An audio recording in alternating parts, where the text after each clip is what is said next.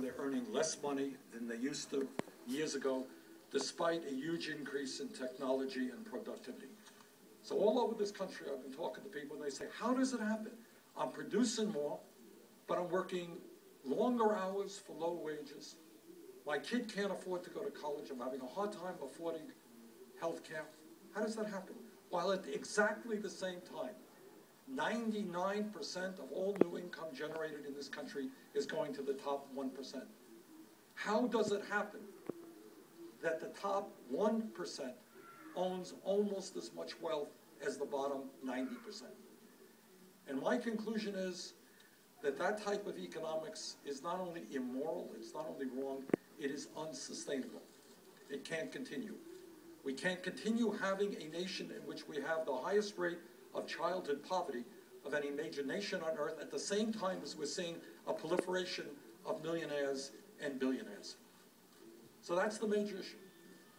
The major issue is, how do we create an economy that works for all of our people rather than a small number of billionaires? And the second issue, directly related, is the fact that as a result of the disastrous Supreme Court decision on Citizens United, we now have a political situation where billionaires are literally able to buy elections and candidates. Let's not kid ourselves.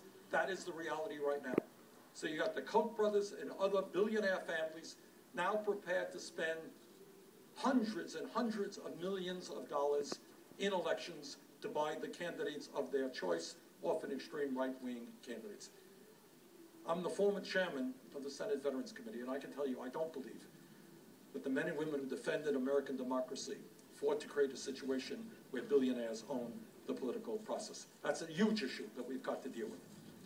Right now, in terms of issues, we have a Republican Party with virtually few exceptions that does not even recognize the reality of climate change, let alone that it is caused by human activity, let alone that the scientific community tells us this is the major global environmental crisis that we face. And I want to see this nation lead the world in transforming our energy system away from fossil fuel to energy efficiency and sustainable energy. Real unemployment in America is not 5.5%. If you include those people who have given up looking for work, people who are working part-time when they want to work full-time, real unemployment is 11%.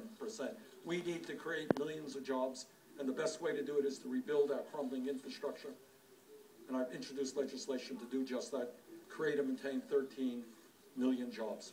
In my state of Vermont and throughout this country, young people, bright, young, able to keep kids, cannot afford to go to college, and others are leaving school deeply in debt. In Germany, countries around the world, they understand that you tap the intellectual capabilities of young people, you make college tuition in public universities and public colleges free. That's my view as well. So there are enormous issues facing this country. Now let me conclude by saying this, and I say this to the media. I've never run a negative ad in my life. I've been in many campaigns, and you ask the people of Vermont, they will tell you Bernie Sanders has never run a negative ad. I hate and detest these 30-second ugly negative ads. I believe that in a democracy, what elections are about are serious debates over serious issues, not political gossip, not making campaigns into soap operas. This is not the Red Sox versus the Yankees. This is the debate over major issues facing the American people. Honest people. My conservative friends differ with me, and that's fine. That's called democracy. That's a good thing. But I would hope, and I ask the media's help on this, allow us to discuss the important issues facing the American people, and let's not get hung up on political gossip, all the other soap opera aspects of modern campaigns. Thank you. Let me just take a few. Essentially, I'm giving you a detailed proposal right now.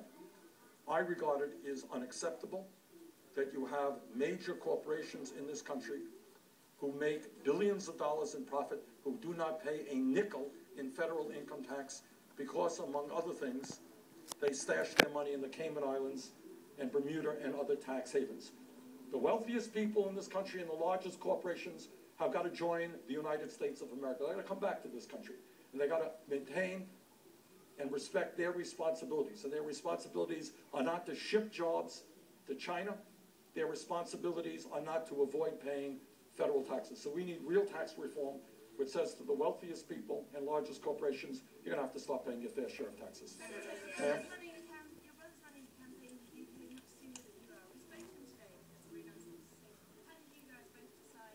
I owe my brother an enormous amount. I grew up in a family that did not have a lot of money.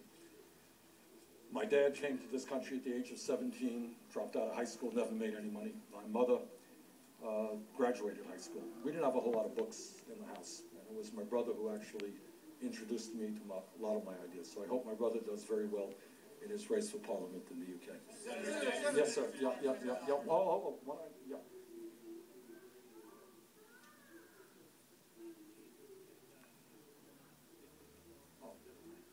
Absolutely not. No, that's a fair question. And let's be clear. To say that people disagree on issues and to point out those issues, that's what a debate is about. That's what democracy is about. So, no, certainly I will be doing that. What I'm saying is, you know this better than I do. Turn on these ugly 30-second ads and vicious personal attacks against other candidates. I think the American people are sick and tired of that. I've never done that in my life. But let me tell you, I run vigorous campaigns.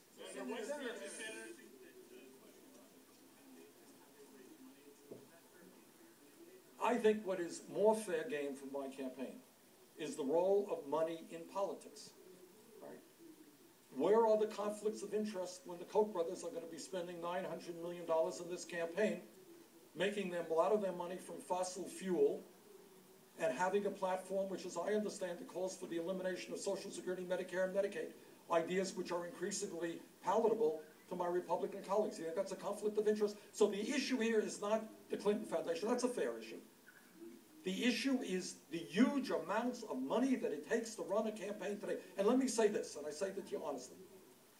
One of the hesitancies I had about deciding whether to run or not was obviously dealing with money. I'm not going to get money from the Koch brothers, and I'm not going to get money from billionaires. I'm going to have to raise my campaign contributions through BernieSanders.com, small individual contributions. That's how I'm going to do it.